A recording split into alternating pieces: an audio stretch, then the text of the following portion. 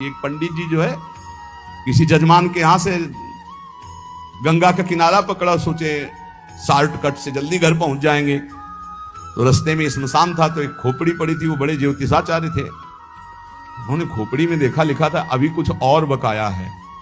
उनका अब क्या बकाया है, मर गया, जल गया, हड्डी हड्डी अलग हो गई, अब खोपड़ी अकेले, अब क्या बकाया है। सोचा वैसे कैसे पता चलेगा कि अब क्या बकाया, इसको ले चलते हैं।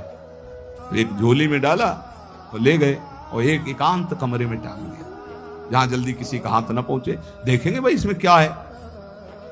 घर गए, खाया पिया, दूसरे जजमान के यहां गए। पंडित आए ने सोचा इस बार पंडित जी आए थे, कुछ लाए और एकांत कमरे में टांगे, हमें लगता है कुछ विशेष भेंट। गई तो देखा खोपड़ी। पंडित जी की बुद्धि खराब है, खोपड़ी लाए। गुस्सा आई, खोपड़ी को उठाया, उखली में धरा, मार मुसर उसे चकनाचूर करके और नाली में फेंक दिया जाके।